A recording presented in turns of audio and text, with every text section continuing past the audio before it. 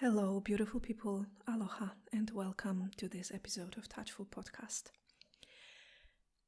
I feel that this will be a little bit of a weird episode because I've been feeling very raw, emotionally raw in a past 24 hours or maybe even more. Like I feel raw, that is the best word that comes to me. My heart feels really raw and open and vulnerable, and my body feels really tender and even a little bit weak. I wonder if you know this kind of state, emotional state, but it's also a mental state, a physical state of this rawness, openness, when I feel easily triggered by many things, when I cry a lot. I've been crying so much over the past days and crying all kinds of tears, happy tears, joyful tears, because something moves me, but also tears of anger, tears of helplessness, tears of fear, immense sadness, all kinds of everything mixed together. And all this in me, it makes me feel so tender. And today also happens to be a time for me to record the podcast. So what I usually do is I don't record the episodes very much in advance, but I do them from week to week just to make sure that each week I speak about something that really is alive in me at this very moment. So this is what is alive in me, and it's a time for me to record. And at first I thought that I have nothing to give, I have nothing to say. What am I supposed to say? What this episode is going to be about? I have a list of topics that I so much want to talk with you about, and I go through these topics as the time of recording comes and I see what is the most alive in me. But today, none of these topics feels true. Today, what feels true is this deep emotional state. So my initial thought was, I have nothing interesting to say. But then I heard this wise voice inside me, this wise voice that often guides me through life. And that voice told me, okay, then just talk about this, share this rawness, and share everything that comes through it and with it, and how you navigate it. Or sometimes you don't navigate and it feels like a lot. And that's why I had said at the beginning of this episode that it will be a little bit of a weird one, or maybe not at all, but I feel that today, as I'm sitting in front of you, ready to talk, I speak from this very tender and raw and real and emotional place. And it is a beautiful place to be in. And this is one of the reasons that I convinced myself to actually record from this place. Because way too often I would think that I can't be that much, I can't be that raw, that sensitive, that vulnerable, feeling everything, that I can't be like this, that when I'm like this, I need to do everything to stop being like this. You know what I mean? Sometimes maybe you can relate, like we tap into this feeling, the sensation, the state of being that just feels like, oof, that's intense.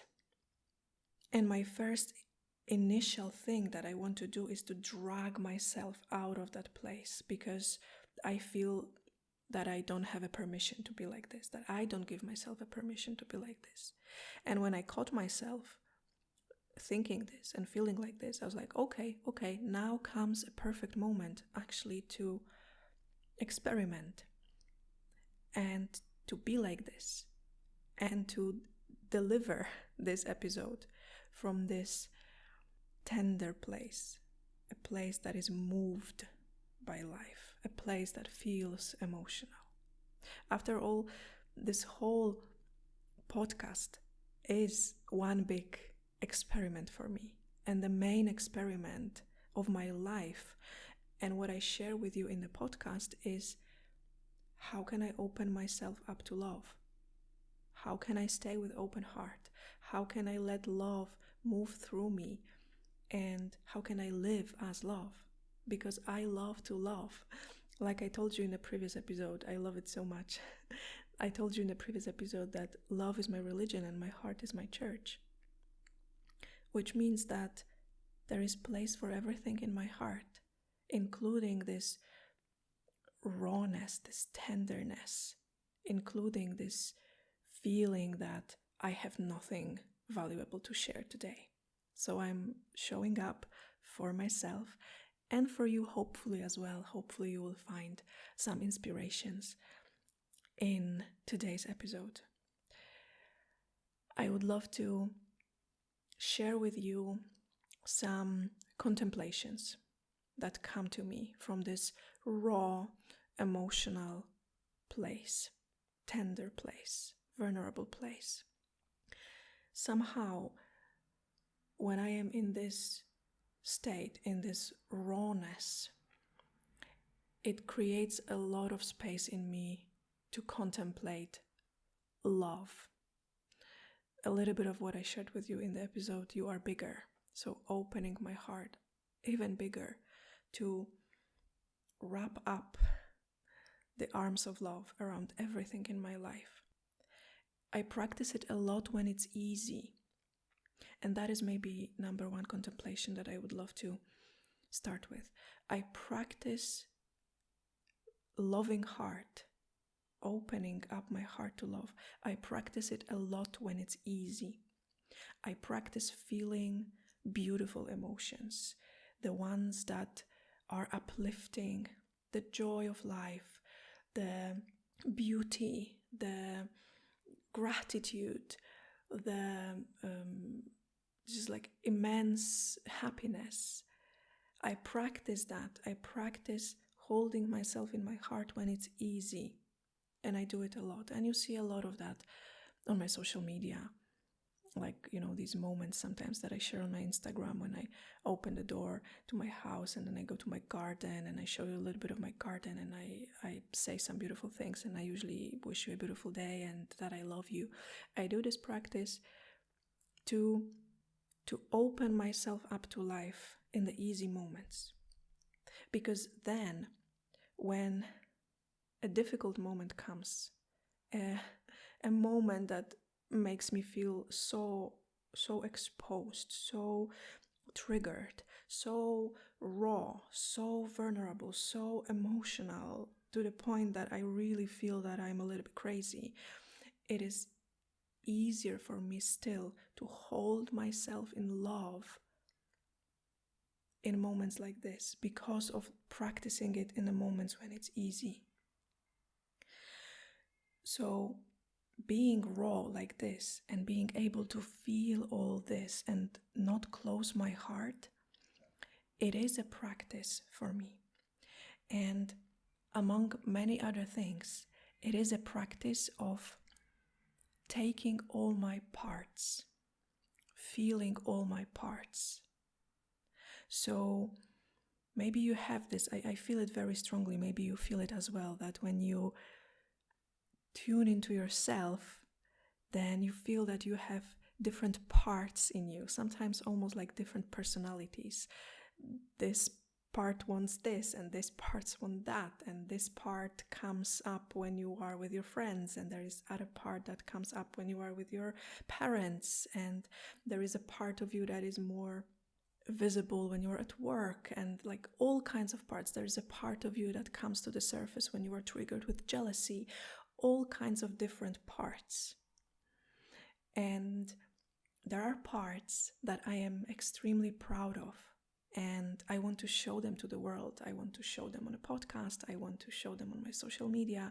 I want to show them to my friends, to my partner, to strangers on the street when I smile to them. There are parts of me that feel just like really beautiful, nourishing, kind, inspiring parts.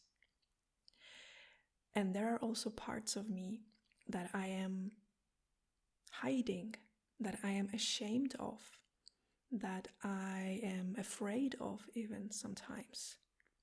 The parts of me that feel that I cannot show them to people because then I would be judged as too much, too crazy, too intense, too selfish, too jealous, or whatever.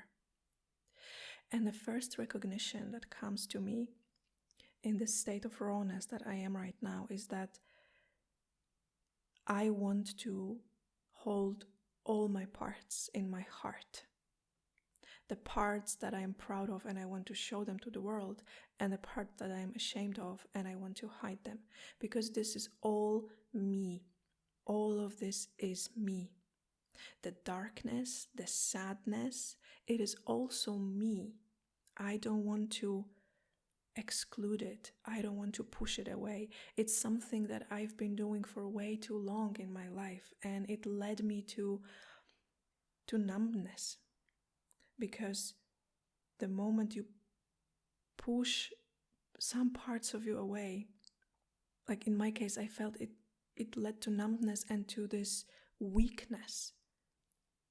That only when I feel that I can take all my parts in and hold them, that I feel full, I feel whole, I feel holy, I feel extremely empowered to be able to see myself in darkness, in sadness, in anger, in jealousy, and to say to myself, this is me as well, and I can love this as well.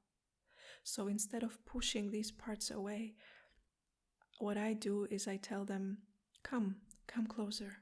There is place for you. This is also you. You can look at yourself with loving eyes. Even when, that's the example from yesterday, even when all I could do at some point to regulate myself, like of all the things that I know to regulate my nervous system, all the beautiful things, all the meditations, all the movement practices, like all the beautiful things that I often recommend to you, none of it worked as well yesterday as taking a bath with a bag of potato chips and scrolling reels on YouTube for like 20 minutes. That's the only thing that worked. And there was for me at that time, and there was a part of me that was like not proud of it, but still I could find a loving place in my heart for that, not condemning myself for that, not feeling ashamed, not denying that this is also me, that the Magdalena who is all sunshine and rainbow and positivity and love and health and well-being, this is me. And the Magdalena that sometimes needs to eat a whole bag of potato chips and scroll reels on Instagram until the internet ends, this is also me. And there is something so empowering in being able to hold myself fully, to take myself fully, to take the full package, to love the full package, to make space in my heart for the full package. Another thing that comes to me so strongly these days is that it's not going to be a revelation, and it's not going to be something that I say for the first time, but I feel that I want to repeat it relentlessly, that it is okay to feel everything. It really is okay to feel everything. That it is okay to feel hurt. I made a whole beautiful podcast episode, the one that I'm very proud of, and the title of it is Life is Not a Game of Avoidance. So if you want to hear me more talking about it, I wholeheartedly invite you to listen to that episode. But here I just want to mention how important it is for me, especially in these moments of rawness, emotional rawness, that I truly deeply feel that it is okay to feel everything. And I've worked years to be able to say that. And my highest motivation for practicing this, for feeling everything, being able to feel everything, is that I never want to close my heart.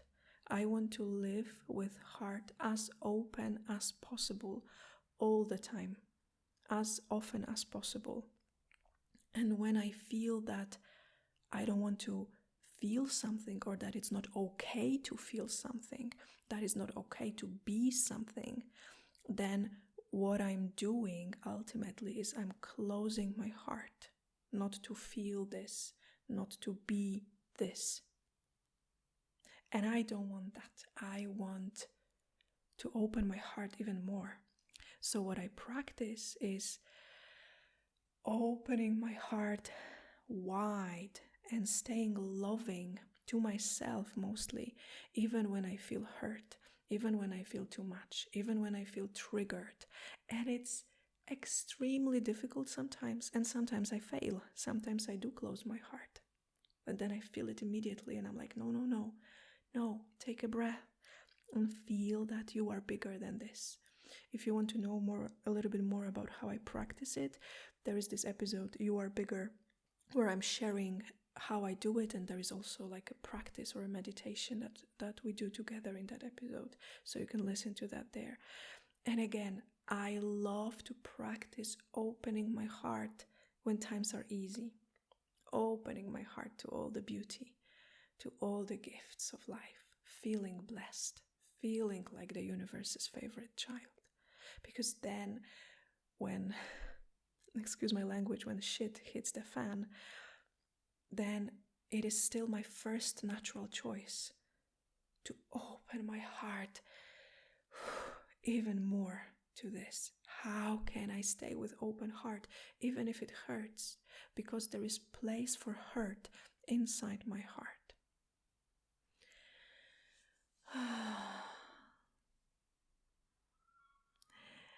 And one more thing that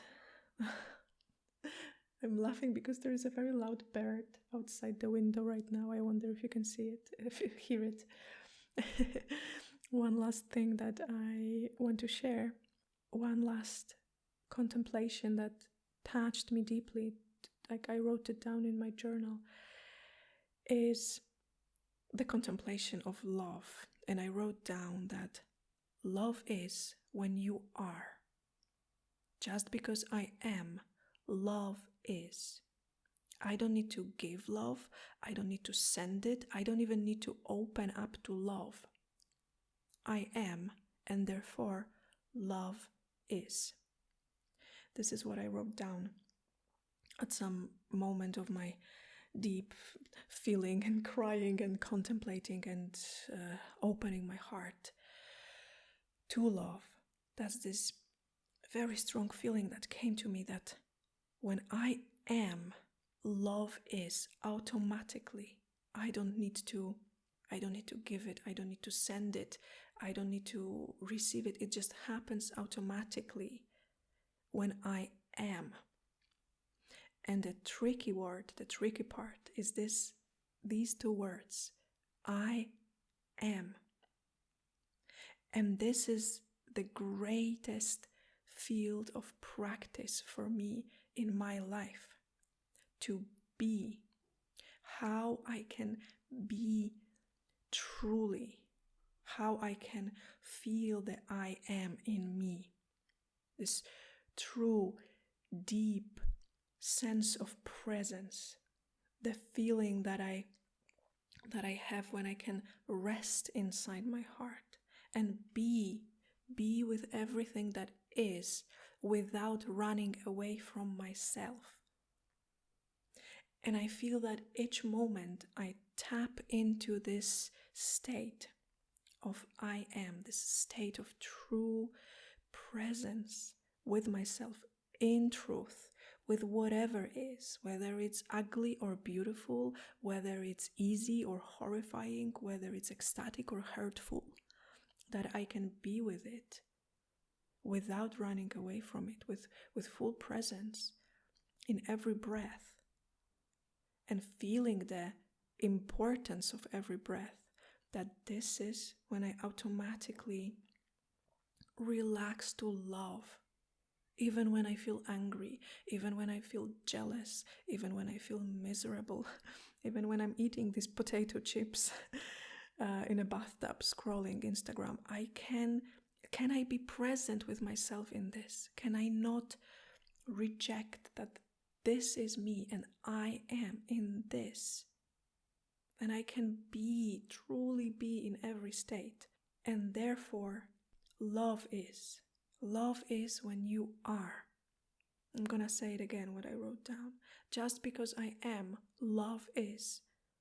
I don't need to give love. I don't need to send it. I don't even need to open up to love. I am. And therefore, love is. And I feel that this is a perfect final contemplation today. Something that I would love to leave you with. To contemplate, to feel. And remember that contemplation is not about you agreeing or not agreeing, but it's about taking these words into your system, into your mind, into your heart, and kind of like thinking and feeling what it does to you. How would it be if it was true that I am and therefore love is?